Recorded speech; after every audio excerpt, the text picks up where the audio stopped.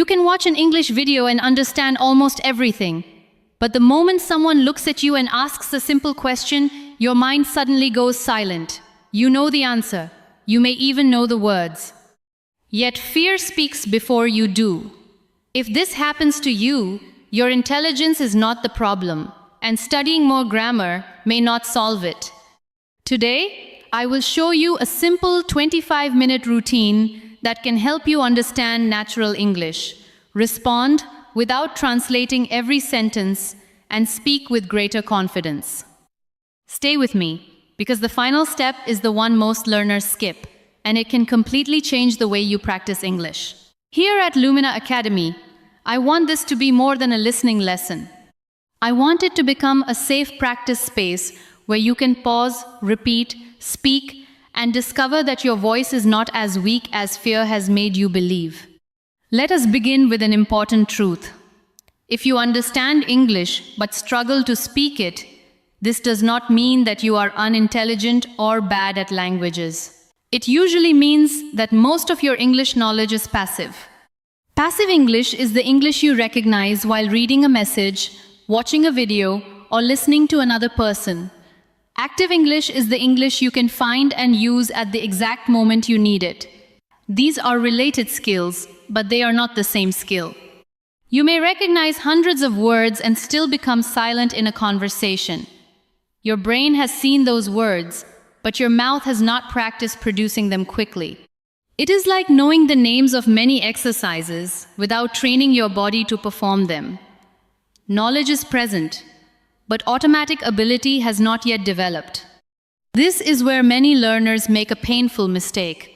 They believe they need more information, so they collect more vocabulary, watch more grammar lessons, and fill more notebooks.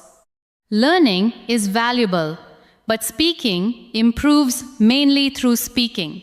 You cannot develop a speaking reflex by keeping every sentence inside your head.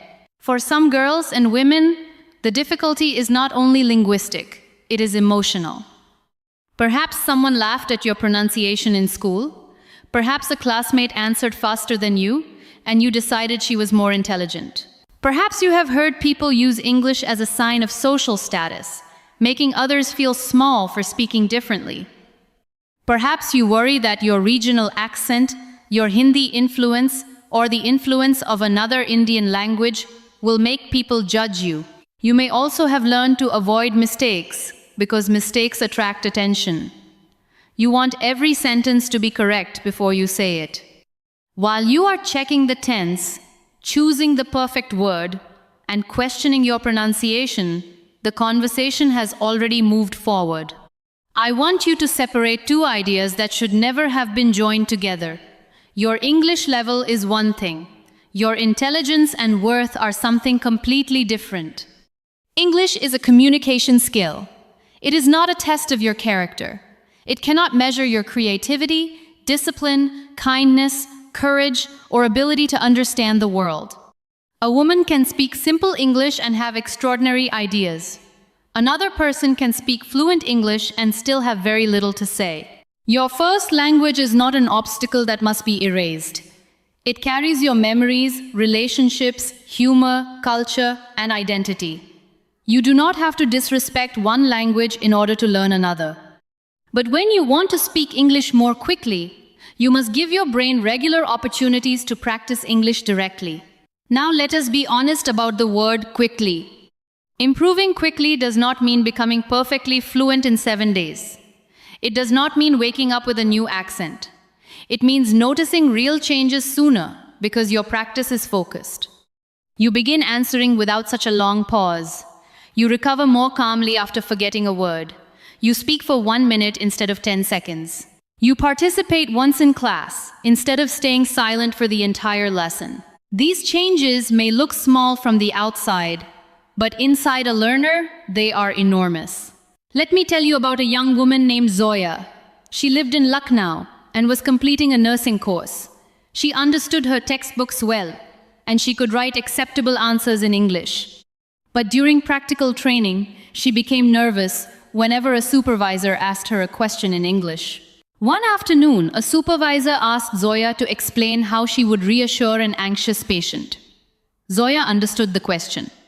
She even had a thoughtful answer. But two students were standing nearby, and she became conscious of every word. She began, stopped, and finally said, "I know the answer, but I cannot explain." For the rest of that day, she kept replaying the moment in her mind. She was not upset because she lacked knowledge. She was upset because fear had hidden knowledge she already possessed. That evening, Zoya opened her textbook and prepared to memorize more vocabulary. Then she stopped. More vocabulary had not solved the real problem. She needed to practice retrieving the English she already knew while experiencing a little pressure. So she began a daily routine I call the Voice Loop 25. The Voice Loop takes approximately 25 minutes. It trains your ears, mouth, memory, and confidence in one connected routine. You listen, imitate, personalize, record, and communicate. Instead of studying 5 unrelated things, you take a small group of useful expressions through a complete cycle. For the first 5 minutes, choose a short piece of clear English. It might be part of an educational video, a simple interview, or a short conversation. Do not choose something so difficult that every sentence confuses you. Your goal is not to prove how advanced you are. Your goal is to notice useful language. Listen to the same short section more than once. On the first listen, understand the general meaning. On the second, notice how the speaker joins words and where the voice pauses. On the third, choose 3 to 5 expressions you could actually use. For example, you might hear these expressions. From my experience, I'm not completely sure, but could you explain that again? And the main reason is. Do not collect 20 expressions. A small number used repeatedly is more powerful than a long list forgotten tomorrow. During the next 5 minutes, shadow the speaker. Shadowing means listening to a short phrase and repeating it with a similar rhythm. You are not trying to steal anyone's accent. You are training your mouth to move through English more smoothly. Let us practice now. Listen first. I understand the question. Give me a moment to think. Now say it slowly. I understand the question. Give me a moment to think. Once again, but this time, say it as if you are speaking to a teacher or interviewer. I understand the question. Give me a moment to think. Notice what this sentence gives you. It does not only give you English, it gives you time. Instead of freezing, you remain part of the conversation. Here is another one. I'm not completely sure, but this is how I understand it. Pause and repeat. I'm not completely sure, but this is how I understand it. That is a useful sentence for class discussions, meetings, and interviews. You do not need to pretend that you know everything. You can speak with honesty and still sound confident. During the next 5 minutes of the voice loop, stop copying the speaker and speak from your own experience. This step matters because repeating a sentence is not the same as creating one. Take the expression, "The main reason is," and connect it to your real life. The main reason I want to improve my English is that I want to express my ideas clearly. The main reason I feel nervous is that I worry about making mistakes. The main reason I chose this course is that I enjoy helping people. Your sentences do not need to be impressive. They need to be true. Personal sentences are easier to remember because they belong to your life. Zoya used this step to prepare for situations she regularly faced during her nursing course. Instead of memorizing complicated speeches, she practiced short responses such as, "First, I would listen carefully," and "I would explain the process in simple language." At the beginning, her voice sounded uncertain. She often stopped halfway through a sentence and started again. On the 4th day, she became frustrated because she forgot a word she had used correctly the day before. This is important. Progress is not a straight line. A difficult practice day does not mean the method has failed. Tiredness, stress, and unfamiliar situations can temporarily make speaking harder. Do not use one uncomfortable day as evidence that you cannot improve. The next 5 minutes are for recording and reviewing. Use the voice recorder on your phone and speak for 60 to 90 seconds. Describe your day, answer a practice question, or explain a simple opinion. Then listen once without insulting yourself. Many learners hear their recorded voice and immediately say, "I sound terrible." That reaction is emotional, not educational. Replace it with 3 useful questions. Was my message understandable? Where did I pause for too long? Which sentence would I like to say more clearly? Choose only one thing to improve. Perhaps you spoke too softly. Perhaps one important word was unclear. Perhaps your sentences were too long. Record the answer again with that single improvement. Your recording is not a performance for the world. It is information for you. In the final 5 minutes, create one real or simulated conversation. If you have a trusted partner, exchange a few voice notes in English. If you are alone, play both roles. Imagine that you are joining an online meeting. Good afternoon. Can you hear me clearly? Yes, I can hear you. I would like to add one point. Of course, please continue. I think we should give learners more time to practice. Now change the final sentence and make it personal. Say something you might genuinely contribute in your class, workplace, or community. This final stage teaches your brain to use English as communication, not recitation. At the end of the 25 minutes, take a brief mental review. Ask yourself, what did I use today that I could not use easily yesterday? Which expression will I carry into tomorrow? Zoya did not feel confident after her first voice loop. She did not feel fluent after the third. But after several days, something practical began to change. When she forgot a word, she no longer ended the entire answer. She learned to rescue the conversation. That ability is more valuable than knowing every word, because no speaker knows every word. Listen to these rescue phrases and repeat them with me. Let me explain it in a simpler way. Again, let me explain it in a simpler way. I don't remember the exact word, but I can describe it. Repeat. I don't remember the exact word, but I can describe it. What I'm trying to say is that we need more time. Now you. What I'm trying to say is that we need more time. Could you please repeat that more slowly? Repeat it calmly. Could you please repeat that more slowly? These are not signs of weak English. They are tools used by capable communicators. A conversation does not require perfection. It requires the ability to continue. And continuing does not mean speaking as fast as possible. Many learners believe that speed is proof of fluency. They hear a confident speaker and try to copy the speed before they have developed control. Their words become unclear, their breathing becomes uncomfortable, and one mistake causes the whole sentence to collapse. Speak slowly enough to remain connected to your meaning. A clear sentence spoken calmly is more effective than a fast sentence nobody can understand. Your natural accent is not a defect.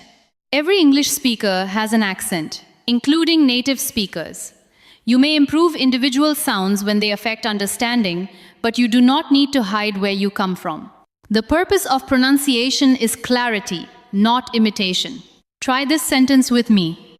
I would like to share a different opinion. Say it slowly and give each important word enough space. I would like to share a different opinion. Now, imagine that someone disagrees with you. Keep your voice calm and continue. I understand your point, but I see the situation differently. Repeat. I understand your point, but I see the situation differently. This is useful in a classroom, a meeting, or a conversation with friends. Confidence does not require you to become aggressive. You can speak gently and still speak clearly. Zoya began using expressions like these during her training. At first, she used them only while practicing alone. Then she set herself a small goal. During each practical session, she would ask or answer one question in English. On Monday, she wanted to ask her supervisor for clarification.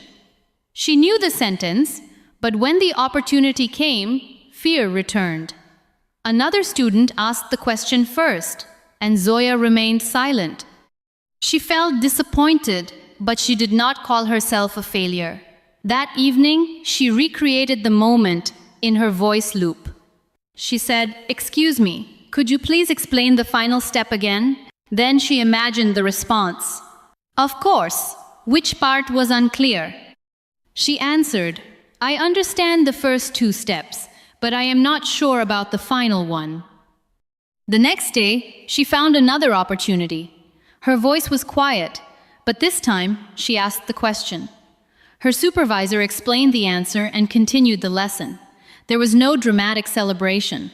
Nobody in the room knew how important that ordinary exchange was to her. But Zoya knew. She had taught her brain that nervousness did not have the authority to close her mouth. This is how confidence develops. You practice a sentence in safety, use it in a small, real situation, and then return to practice with new experience. That is why I call it a loop. Each attempt prepares you for the next one. Now, let us apply this method to situations you may face in your own life. Suppose you need to introduce yourself. Many learners try to memorize a long introduction filled with formal vocabulary. If they forget one sentence, they lose the rest. Instead, build your introduction from small sections that can stand independently. Listen first. My name is Radhika, and I'm currently studying computer science. Pause and repeat. My name is Radhika, and I'm currently studying computer science. I'm especially interested in solving practical problems. Repeat. I'm especially interested in solving practical problems. At the moment, I'm working on becoming a more confident communicator. Now repeat it. At the moment, I'm working on becoming a more confident communicator. You can replace the details with your own. You may be studying, working, looking for employment, managing your home, or returning to education. Your introduction should represent your real life. Perhaps you could say, "My name is Neha. I recently completed my degree in commerce. I enjoy organizing information and working with people. At the moment, I'm preparing for new career opportunities." Simple English can still sound mature when the ideas are organized. If you are participating in class, prepare a few sentences that help you enter the discussion. I would like to answer this question. I agree with part of that idea. Could you give us another example? I have a question about the second point. Choose one and say it now. Do not wait for the day when you suddenly feel fearless. Choose one sentence before class and look for a suitable moment to use it. Preparation reduces pressure because your first few words are already available. During an online meeting, you may need different expressions. I'm sorry, my connection was unstable for a moment. Could you please share the document again? I would like to clarify one detail. Before we continue, may I ask a quick question?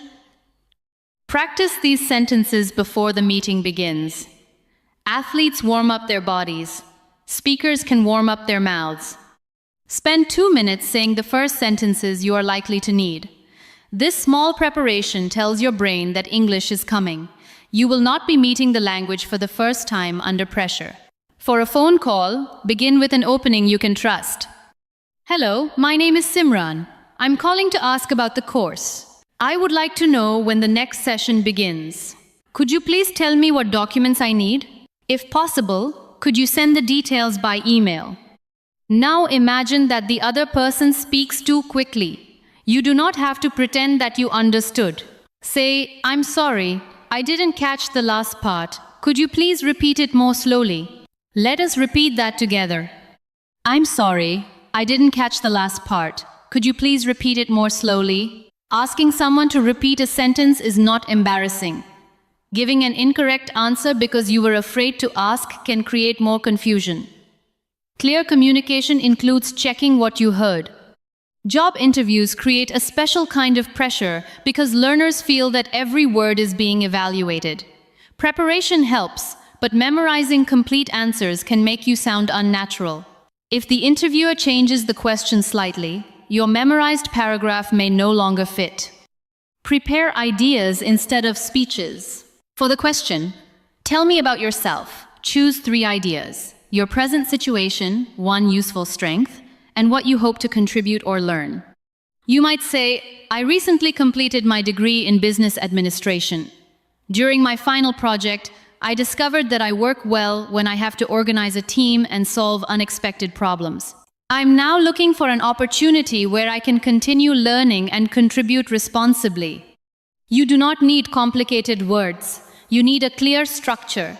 Now let us practice a common interview question. Why are you interested in this opportunity?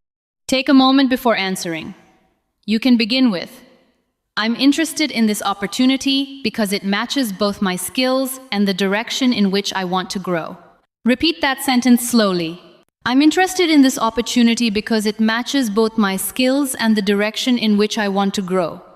Then add a specific reason from your own life. Specific ideas sound more convincing than memorized praise. If your mind becomes blank, use the phrase we practiced earlier. That is an important question. Give me a moment to think. A thoughtful pause is better than a rushed answer. Now we need to speak honestly about grammar.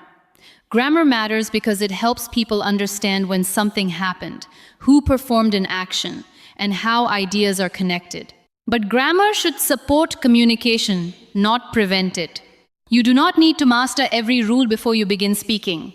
Use the grammar you already know, notice the mistakes that repeatedly cause confusion, and improve them through focused practice.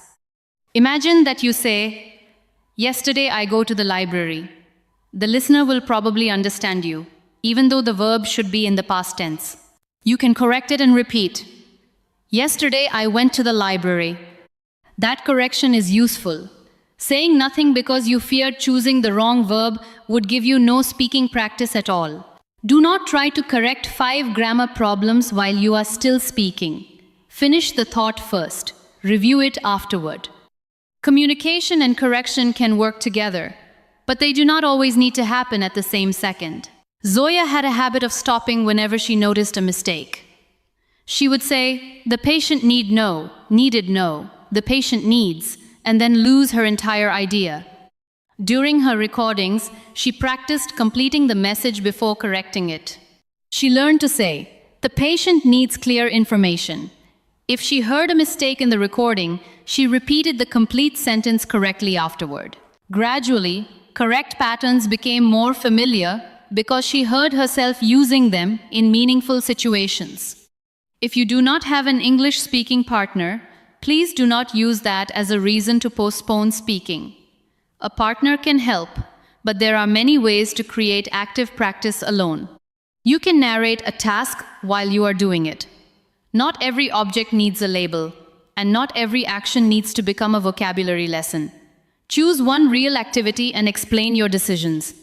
While preparing for college, you might say, I have an early class today, so I need to leave before 8. I'm taking an umbrella because the sky looks cloudy. I also need to review my notes before the lecture begins. This trains connected speech, not isolated words. You can send private voice notes to yourself and answer them later. In the morning, record a question. What is one thing you want to complete today? In the evening, answer it in English. You can also create a role play. Place an empty chair in front of you and imagine that you are speaking to a teacher, interviewer, customer, colleague, or new friend. The chair may be empty, but the language practice is real. If you join an online language group, choose one that respects learners and protects their privacy. You are allowed to leave any group where people mock accents, behave inappropriately, or make you uncomfortable. A safe learning environment is not a luxury. It is part of effective practice. You can also shadow short educational clips, but remember that shadowing is only one stage. After repeating the speaker, close the clip and express the same general idea using your own experience. Otherwise, you may become excellent at copying sentences, but remain uncertain when you need to create one. The next step is the one that changes everything. You must begin reusing a small group of expressions across different situations. Suppose this week you choose the phrase, "from my experience." Use it while discussing education, work, friendship, or learning. From my experience, short practice sessions are easier to maintain. From my experience, asking questions prevents bigger mistakes. From my experience, people improve faster when they feel safe. One flexible expression can help you create many original sentences. Reuse is not laziness. Reuse is how language becomes automatic. Zoya chose 5 expressions for 1 week. Among them were, "Let me make sure I understand," and "the most important thing is." She used them in recordings, role plays, conversations with a friend, and practical lessons. By the end of the week, she no longer had to search for them. They had become part of her active English. Then came a difficult morning. Her supervisor asked her to explain a procedure in front of the group. Zoya began well, but halfway through, she forgot the English word she needed. For 1 second, the old fear returned. She could feel everyone waiting. In the past, she would have apologized and stopped. This time, she took a breath and said, "I don't remember the exact word, but let me explain what it does." She described the object in simple English. Another student supplied the missing word, and Zoya completed her explanation. Her answer was not perfect, but she had remained present, communicated the meaning, and finished what she had started. That moment taught her something no grammar exercise could have taught alone. Forgetting one word does not mean losing your voice. It means finding another path to your meaning. After that experience, Zoya stopped measuring every conversation by the number of mistakes she made. She began asking a better question. Did I communicate what mattered? That question changed the way she practiced. She still corrected her grammar and pronunciation, but she no longer allowed correction to become punishment. She treated each mistake as useful information. If people could not understand a word, she practiced that word more clearly. If her answer became confusing, she shortened her sentences. If she paused too often, she reused the same expressions until they became familiar. You can do the same. When reviewing your English, do not say, "My speaking is bad."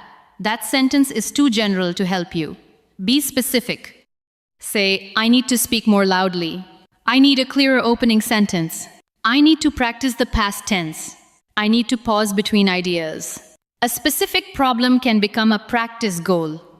A general insult only becomes another reason to feel afraid. I now want to give you a 7-day starter challenge. This challenge will not make you fluent in 1 week. Its purpose is to move your English from silent knowledge into daily action. Each day has one small goal, and each goal prepares you for the next one. On the first day, create a recording of your starting point.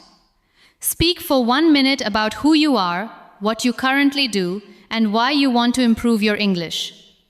Do not write a complete script. Give yourself 3 simple ideas and speak from them. You may pause. You may repeat a word. You may make mistakes. Do not delete the recording. It is not evidence of failure. It is your starting line. On the second day, choose a clear English clip that is no longer than 1 minute.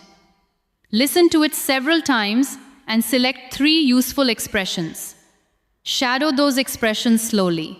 Pay attention to rhythm, pauses, and clarity. Then close the clip and use each expression in a sentence about your own life. This final step changes borrowed language into personal language. On the third day, practice asking for clarification. Imagine that you are in a class, an interview, a workplace, or a phone conversation. Say, "Could you please explain that in a simpler way? I understood the first part, but I missed the last detail." Do you mean that I should complete this today? Could you give me an example? Choose the 2 sentences most useful to you and repeat them until they feel comfortable. Your goal is not to memorize every sentence. Your goal is to make 2 of them available when pressure appears. On the 4th day, speak about a real experience for 2 minutes. You could describe a recent challenge, something you learned, a decision you made, or a moment that made you proud. Use a simple structure. First, explain what happened. Next, describe how you responded. Finally, say what you learned. If you forget a word, do not stop the recording. Use one of your rescue phrases. I don't remember the exact word, but it means, what I'm trying to say is, let me explain it differently. The purpose of the 4th day is to practice recovery. Every time you recover from a forgotten word, you weaken the belief that one mistake can destroy a conversation. On the 5th day, create a simulated conversation connected to your real goal. If you are a student, practice asking a teacher a question. If you are preparing for employment, answer one interview question. If you attend online meetings, practice entering a discussion. If you want more confidence with friends, describe an opinion and ask the other person what she thinks. Speak both roles if you are alone. Make the conversation last at least 3 minutes. It may feel unusual at first, but do it seriously. Your brain learns from situations it repeatedly rehearses. On the 6th day, use English with another person in one safe interaction. This may be a short voice note to a trusted friend, a practice call with a classmate, or a respectful language group conversation. Tell the person that you are practicing and that you would like to speak for 5 minutes without being interrupted for every small mistake. Afterward, ask for only one piece of helpful feedback. Too much correction can make a beginner afraid to continue. One clear suggestion is enough for one practice session. If no safe person is available, record a message as if you were speaking to someone and listen to it the following morning. What matters is that you create a complete message for a listener, even if the listener is your future self. On the 7th day, repeat the 1-minute introduction you recorded on the 1st day. Use the same 3 ideas, but do not listen to your original recording before speaking. When you finish, compare the 2. You may not hear a dramatic transformation, and that is fine. Listen for smaller signs. Did you begin more easily? Were your pauses shorter? Did you speak more clearly? Did you recover instead of stopping? Did one useful expression appear naturally? Write down or say aloud 3 improvements, however small they seem.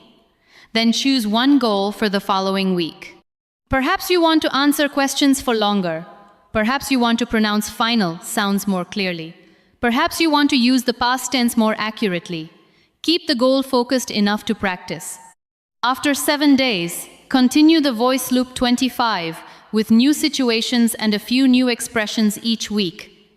Do not replace your entire routine every time you discover another learning technique. Constantly changing methods can feel productive, while preventing you from practicing anything deeply. Consistency is often quiet and repetitive. That is exactly why it works.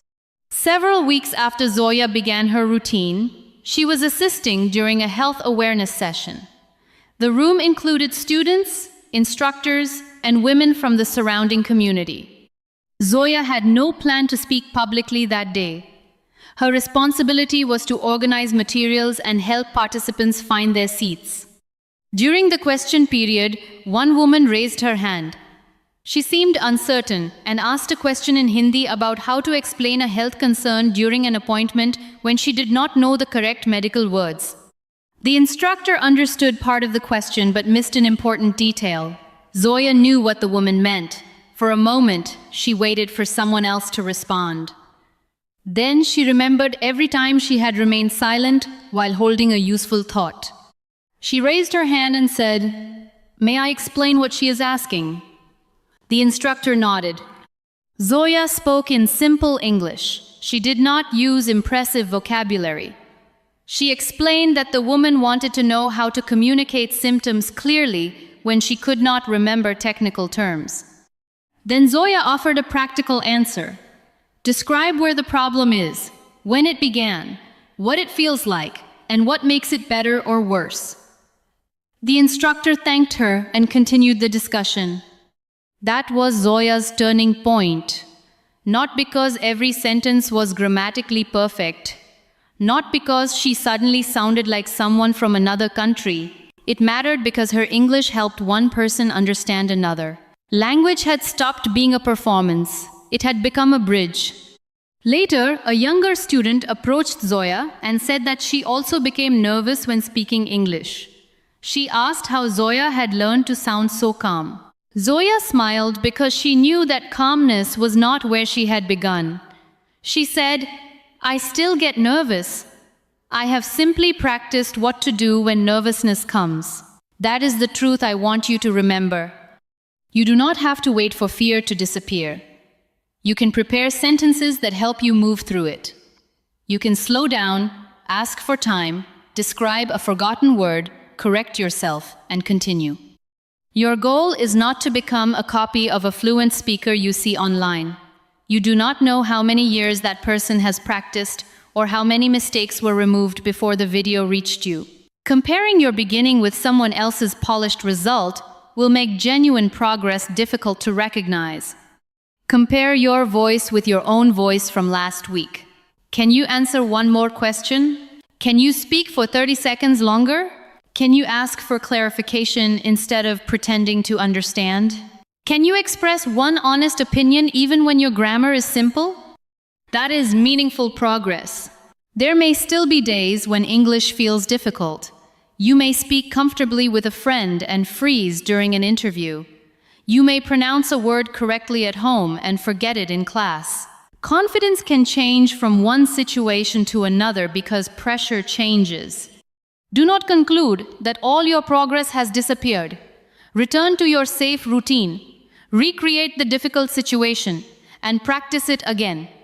Each return makes you more prepared. And please remember that speaking English should add possibilities to your life, not make you ashamed of the languages you already speak. Being multilingual is not a weakness. It means your mind already knows how to carry meaning through more than one system of sounds, memories, and relationships. You are not beginning with nothing. You are building another way to express what is already within you. Speak slowly enough to honor your ideas. Use simple words when they are the clearest words. Learn grammar without waiting for perfection. Keep a few practical expressions close to you. Listen carefully. Record honestly. Review kindly. Enter one small conversation at a time. One day, someone may ask you a question and wait for your answer. Your heart may still beat quickly. You may still need a moment to think. But this time, silence will not make the decision for you. You will breathe and say, "Give me a moment. I know what I want to say." Then you will begin. Your first sentence may not be perfect. Your accent may reveal the places, people, and languages that shaped you. Let it.